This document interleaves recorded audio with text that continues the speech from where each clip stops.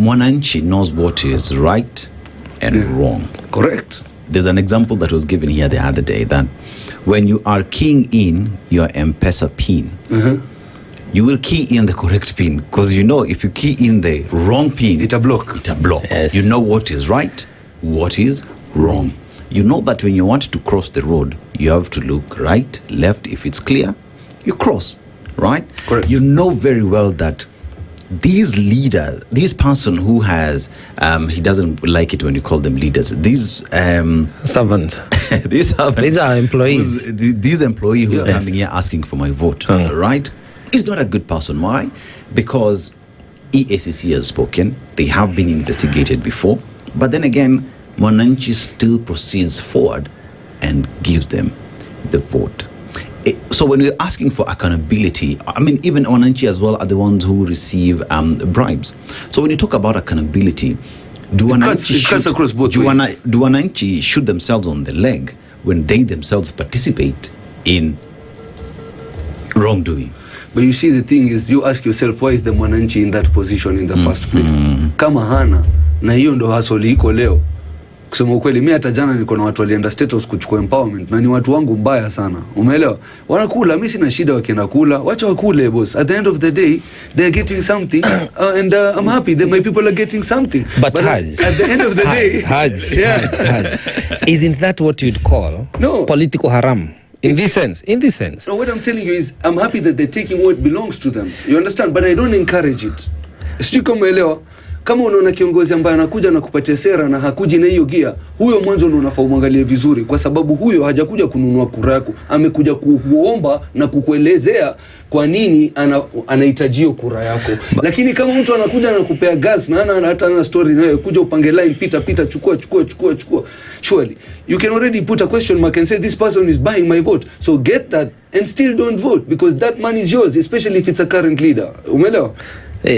Well, I do hear that. So you're saying that entirely we should not go and take it? Sure. It's a question we are asking, because at the end of the day, if we say we don't agree with what these people stand for, if we say we don't subscribe to their ideology, if we say we do not want to vote them in, if we say the money they're giving us is our money, stolen from us, that's the reason why you have pothole, that's why you have garbage uncollected in your constituency and in your estate. Now this is the point. At least this is why we are saying we should change ourselves as voters, because if, for example, today the outgoing president William Ruto called for an event to State House, which we know is a campaign event, is not a state event, and people refuse to show up because they do not agree to his doings as a president, I think that would be a stronger message than going and collecting the money. And the same applies. The same applies also to anybody, any other politician, any other aspirant who will go for a meeting, and you know this person who do not subscribe to the ideology, don't show up. Because people show up, they take the money, then they distract the meeting. This is how we end up with the loss of lives. If you don't show up, the person will understand, I do not have any ground, as people say.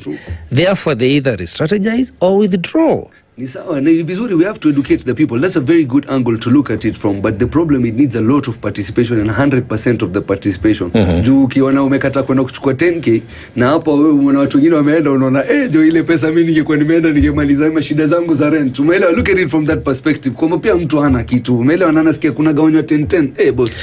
But again, Hajj, because you are an aspiring member of parliament, as you teach them, this is what I argue. My argument is this: poverty is a social construct, is something that is created and sustained, because they know exactly what you're saying, that people are hungry. People, you say they don't have the hand, now only the mouth. You know, the survival mode. Everybody's in survival mode. Everybody is in debt, drowning in debt. Companies are closing. So the economic situation is doing badly. Even families are collapsing because spouses are not able to manage the homestead. So they do know this fact. And that's why they're using that as a campaign tool. They're taking our pain points. They will listen. They'll show up for a Harambe. An MP will show up and give 1 million or 2 or 3. Or 10. A deputy president will show up in a Harambe fundraising for whatever projects, church or otherwise, give 5 million and say I've been sent by a president with 10 million. Yet the health system that is meant to safeguard that person who does not have gas, who is struggling to pay rent, is not working. If we say no, no has to be a complete sentence. No. Correct. You don't go to pick handouts because we want you so gone. We need 100% What do you of think? that. That will give us a beautiful country. Let me tell you, that will give us the best leadership. And with a 60 million population, I think we will go very, very far with good accountability. Yeah. So to be honest, that's really great, and I agree with you.